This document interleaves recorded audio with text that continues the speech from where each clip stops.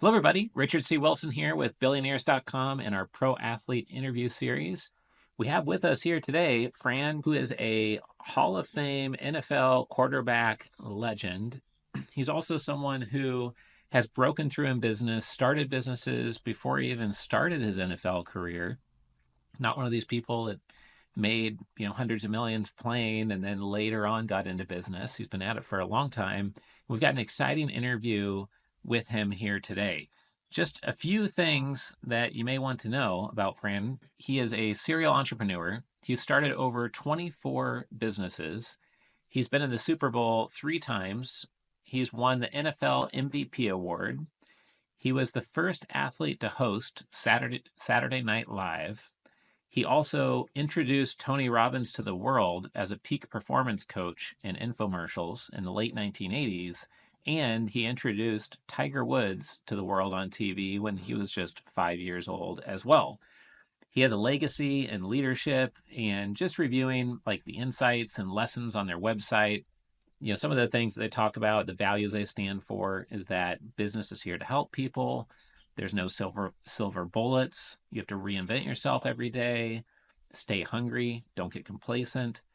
And nothing takes the place of hard work. I just recently finished the CrossFit Games, watching all those on Amazon Prime, and Matt Fraser was on there winning 5 times. And his saying is hard work pays off, and that reminds me of the seventh value on your website, Fran. So excited to have you here. Amazing what you've accomplished both on and off the field. So definitely excited to see how you answer our interview questions here today. So let's jump right into the first question. What was the turning point that gave you great momentum and had everything surging forward afterwards, whether it was acquiring an asset or acting a different way, et cetera? Can you share that with our audience? I have some specific things that I did that when I look back now, they sound crazy, but I did them. And if I hadn't have done them, I wouldn't be as good. In high school at Athens, Georgia, we won the state championship. And they've never run a state championship since then. That was 1955.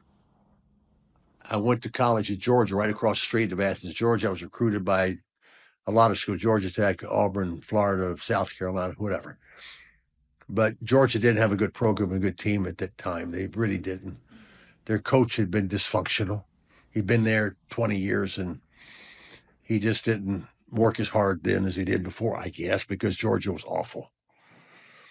And so instead of going to Auburn, at Georgia Tech, I went to Georgia, and the freshmen couldn't play, so we had a good freshman team. We won all 3 freshman games. But I could play as a sophomore, I had 2 quarterbacks that were already 1 year ahead of me that were the top quarterbacks in the country when they came out of high school. We had a spring practice, and my coach, Wally Butts, he says, I was a 3rd-string quarterback. Man, you've had a great spring. You've really done well. We're going to redshirt you. Well, what does redshirt mean? That means you can give me another year of education. I said, I don't want to be redshirted. I'm going to graduate in 3 years from now. And I'm going to go out in the world and I'm going to work or play or whatever I'm going to do. But if you want me to play, you better play me today. Oh, that's a good attitude. Fast forward, we open our game against the University of Texas. And I was a sophomore. I had to be about 1958, maybe somewhere in there. They had a really good team. I didn't know they had a good team because I'm 17 years old, 18 years old, and I'm just getting into college. But I was practicing, and I knew the offense, and I knew he wasn't going to play me. I had to do something drastic.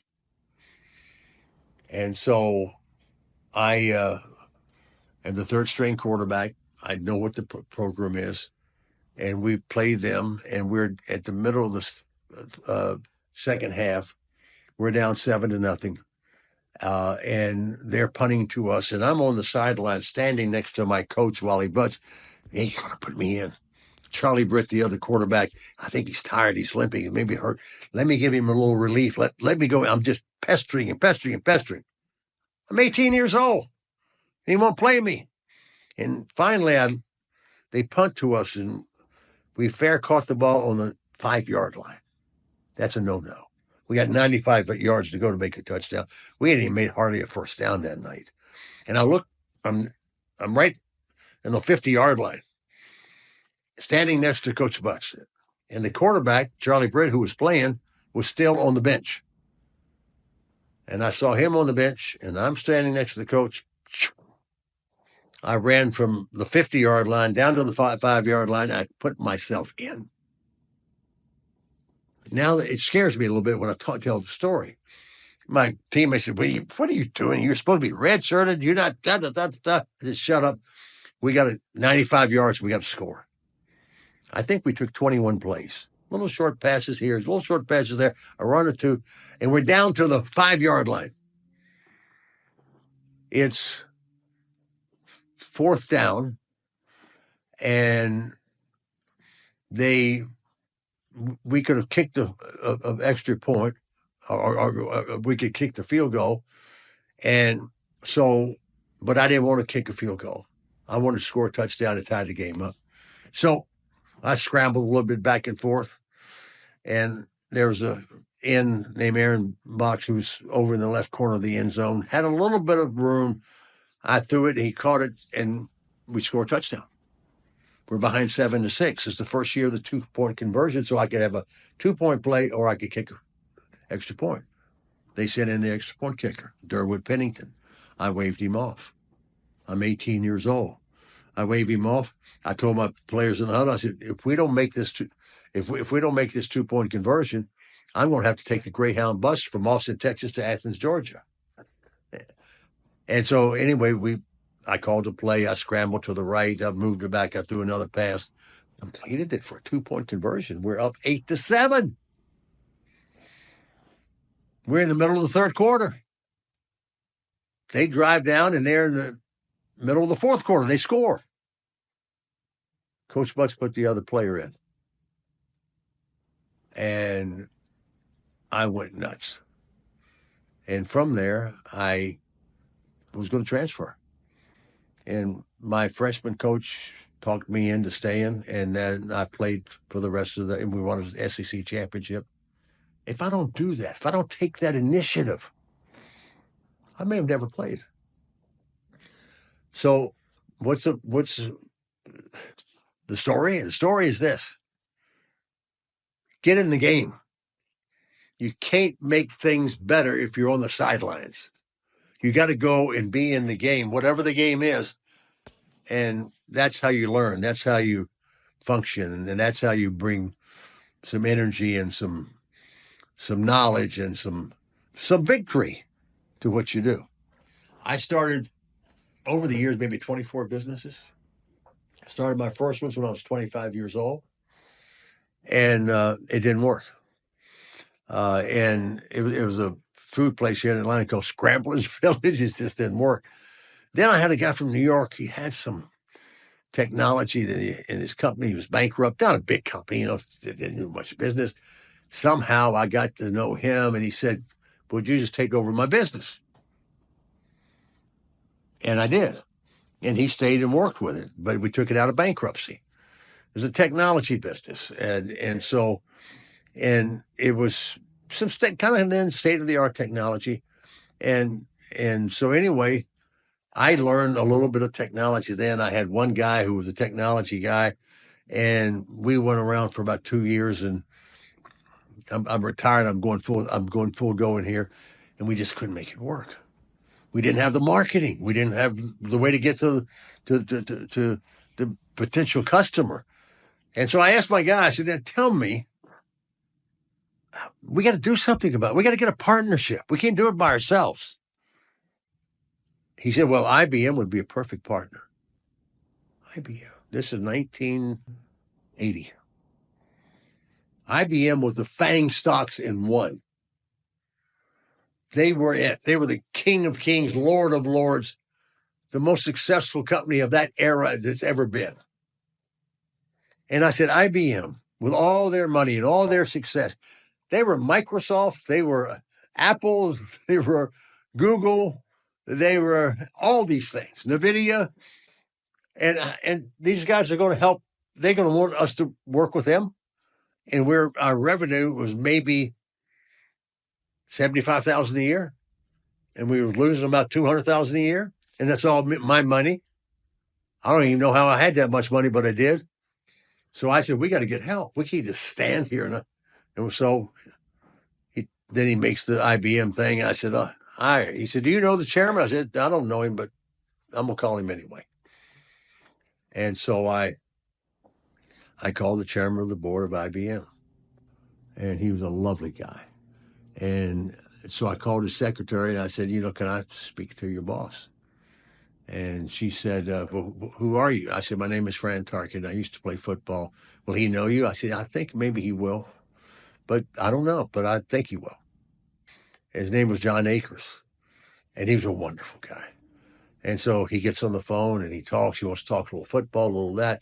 I said, John, really, I want to talk business. I've got this product here that I've taken on, and it's got great promise, I think, but I don't know anything about technology. I'm just learning. I'm certainly not.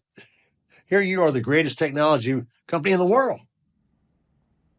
But I got one guy who's my technology officer, and he tells me that we've got some technology that will fit in with IBM. And I've laughed at him, but I told him, I'm going to call you. And he was laughing. He said, well, why don't you just come up here and I'll get some people together to look at it. And I did. I got him, went up to outside of New York City to their headquarters up in Westchester, New York. And he had about 25 of his people in a room, 25 people, IBM. They were the richest company in the world. And I've got to go, and they know I'm a jock. And I've got, so I've brought up enough footballs for everyone to sign. I think it was 26 footballs. I brought a stopwatch. And so I told the people, they're all in their, IBM was always, they wore blue suits. And and John Akers went in that meeting, but his people were, and I knew they were bored to death.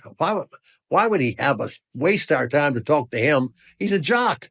He doesn't know anything about technology, and they're right. I didn't. And so I have my autographed footballs. I said, I've got these footballs. I'll sign for you or your grandkids or your kids. And then I've got a stopwatch here because I only want to take up 30 minutes of your time. I know you don't want to be here. I know John Akers told you to be there, and I want to make it as painless as possible. And so they're laughing about that. And so I had an old-fashioned stopwatch, and so I click it. And I said, 30 seconds, we're out of here. I said, here's my chief technology officer, Mike Ryan, and he's my only technology officer. Our stuff, our revenue was last year a couple 100,000. We lost money on that. We don't do marketing very well, but he thinks that new people would understand what I'm talking about. So I said, I turned to him. Here, Mike, you go. He spends 30 minutes telling about our software. And I said, okay, stopwatch went off. I'm going to sign the balls. Thank you for being here. No, we want more. We want to hear more. We stayed there another 2 hours. And he kept going. And so we left. And I get a call from John Akers. And John Akers says, golly, you really put a wow on my people. They really love what you're doing. I said, they did? Yeah, they want to come down to Atlanta to see what you're doing and have more conversation with you. So 20 of them came down to this building that I'm in right now, here in Buckhead, Atlanta. And we sat down and we went for 3 or 4 hours, and they had a bunch of people, all in blue suits. Wow. They left. I said to our guy, I said, we'll never see him again. Next day, John Akers calls me. He said, my people love what you're doing. We want to be a business partner of you. We want to sell your product through our sales force all over the world. I mean, you do? I said, okay. He said, we'd like to invest in your company. I said, my company has no value. We don't generate much revenue, and we lose money. And you're IBM. You're the biggest company in the world. And he was giggling and laughing. And I said, no, I can't do that. We got to think of something else. He said, no, I want to invest $10 million in your company. I said, $10 million? That's like $1 billion today. I said, I can't do that. We're not worth that. We're not even worth $100,000. We're not worth anything. And you're going to give me $10 million? You you own the company. No, I don't want to own the company. I want to So he forced me to cut a deal. And I think IBM took maybe 20% of the company, and I had 80%. And we started selling our products all over their sales force, all over the world. In the second year together, we did about $20 million in sales. And then we kept growing from there. And 2 years after that, we did $180 million. Could not have done it, obviously, without the partnerships that we had. And so we went from 100,000 a year to 120, $140 million a year. And it taught me a great lesson is tell the truth, be authentic, don't, go and build something up that's not to be. And so we formed that partnership, unlikely, right? And it was great for IBM. It was great for us. And that's my first big business deal. And I've always got great partners that we can help because we're nimbler, faster, and we have technology now. We have more tools now. And so now we all of us in business today, we can do more things today than we ever could. And if we don't start doing that, and then in another year make that better, and another year make that better, you won't make it. But if you do it right and you keep pushing the button, then we can change the world. Wow, that's amazing. I think telling it on the personal sports level as well as in business, I think is especially helpful. I don't have the success that you have had, but I can definitely relate to the need to really put yourself in the game and put yourself out there. I think a lot of the success I've had is from me starting businesses when I was in grade school, middle school, high school, and college.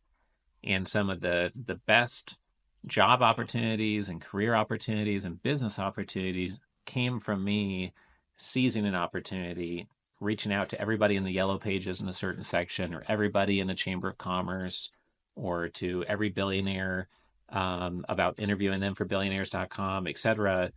And it's really putting yourself out there. There's a quote that I like. It's called, it goes, authority is taken, not granted.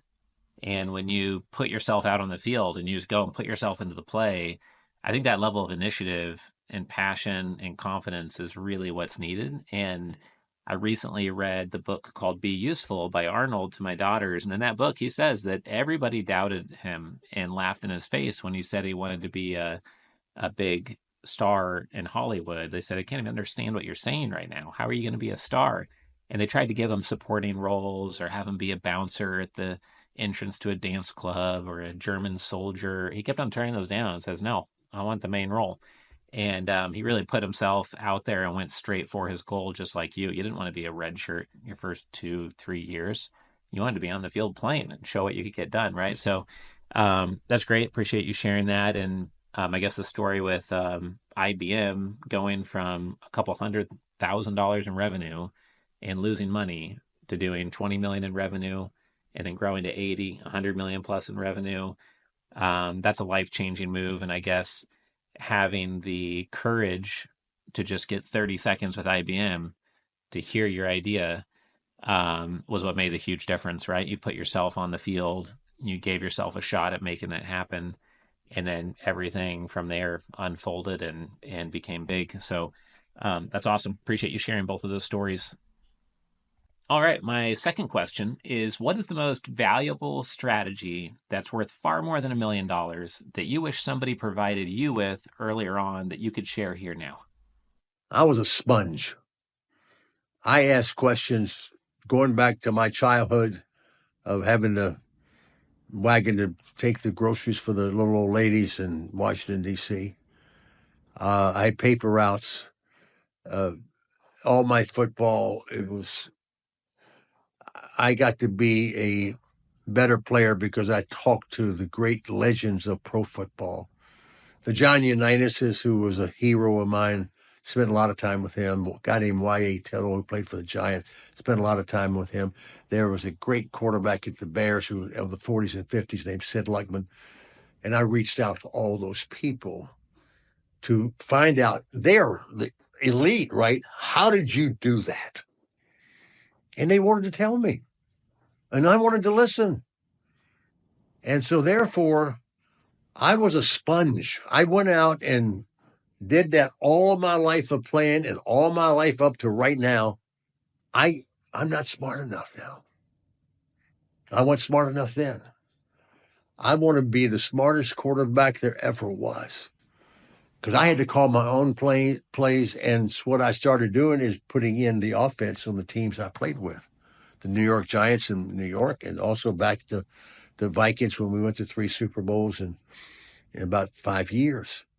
And all that knowledge came from my wanting to be better and learn from these people who'd already had enormous success.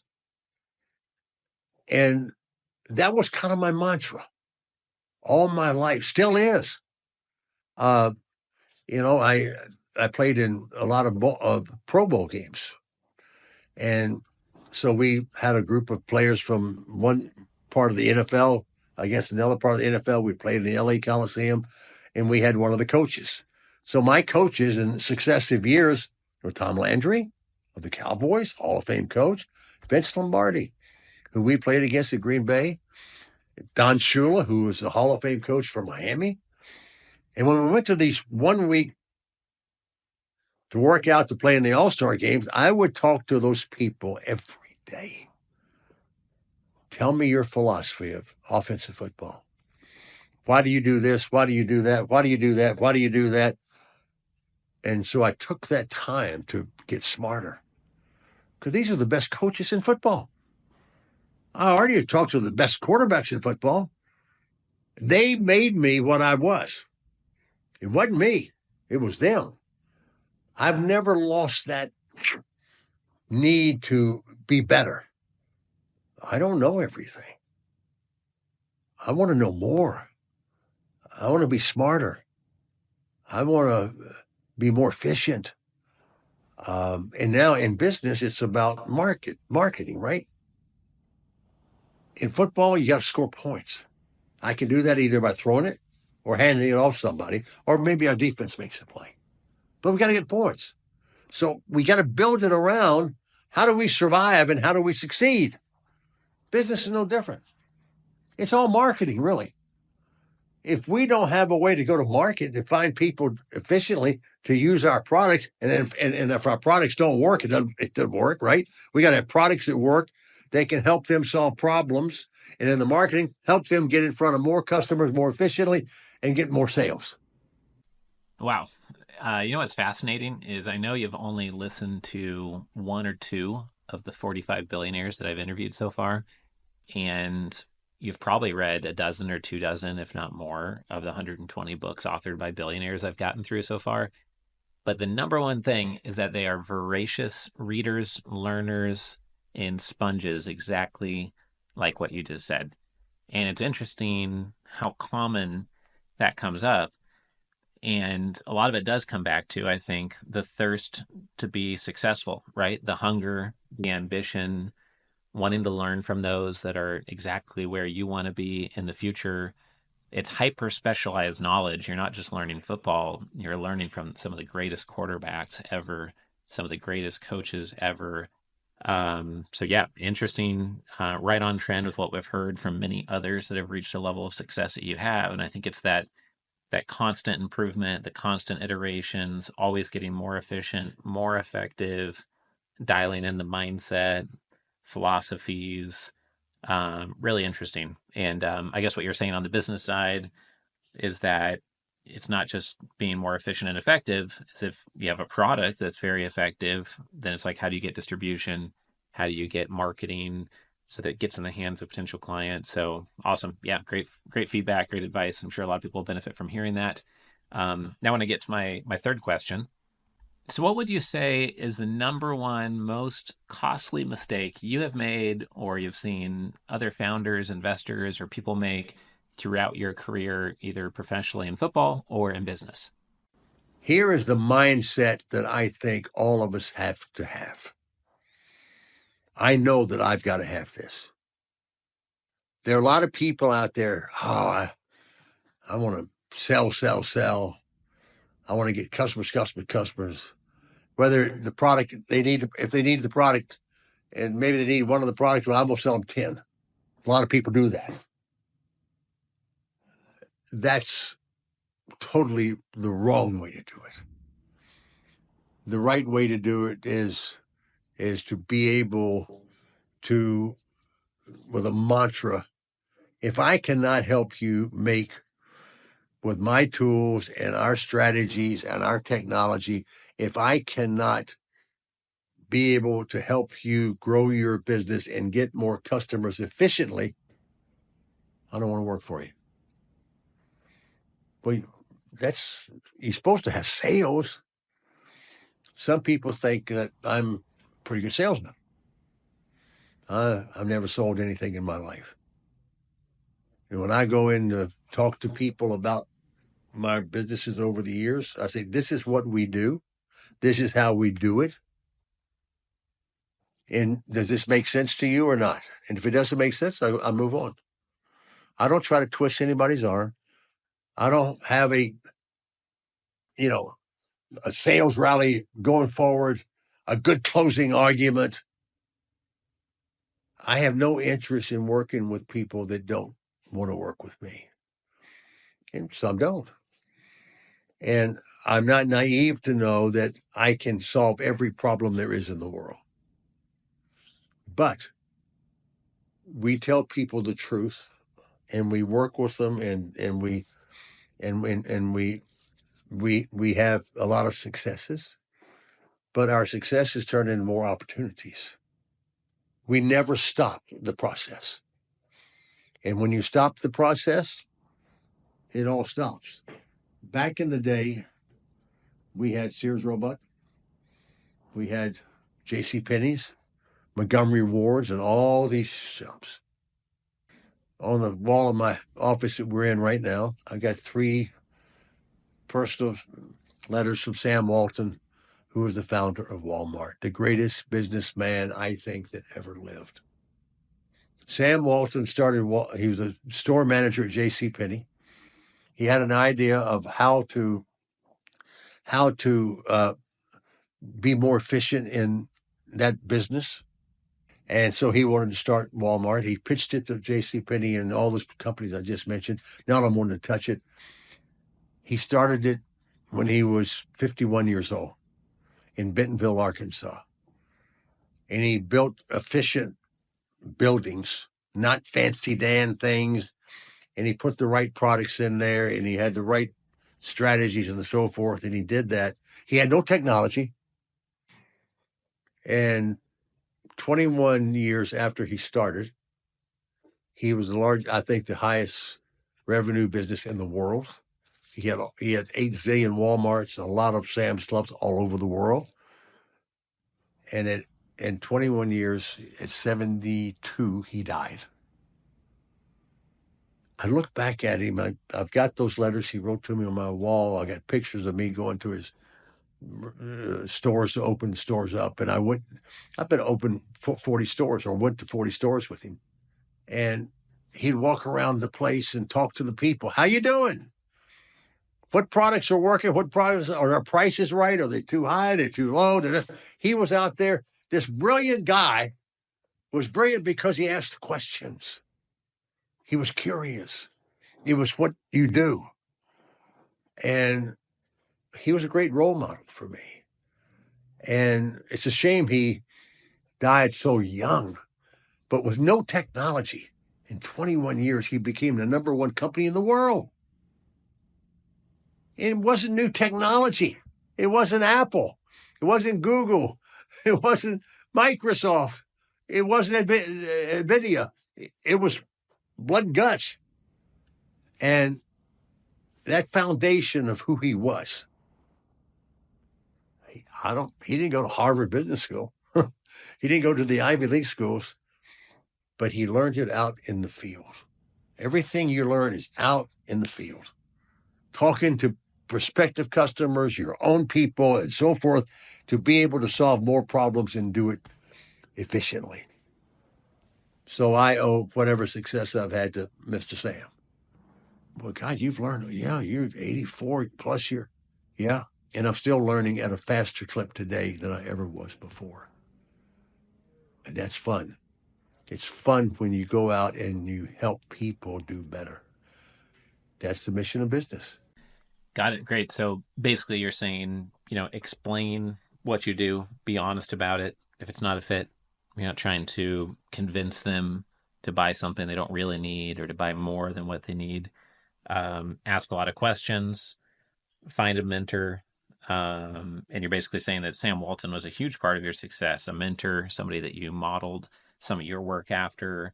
And it's his ability to be on the ground, talking to the frontline people, his employees, and the foundation of who he was character-wise. And I guess you ended by saying that the whole point of business is to help people do better, to help people be better, to help their business grow using your technology, solution, etc. So awesome. Yeah, I took about a whole page of notes during this interview today. I hope everyone listening got a lot out of it as well. Thank you so much, Fran, for being here. And we hope to have you on stage at one of our events soon. Maybe we could do a fireside chat or something. So appreciate all of your time. Take care.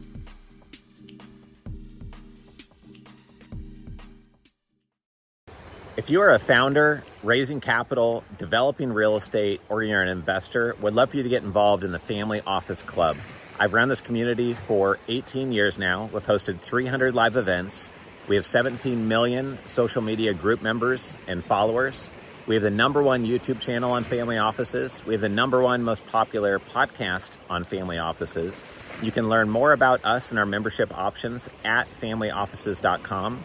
We have 30 in-person events planned in 2026 and another dozen events this year. Please go to familyoffices.com to learn more.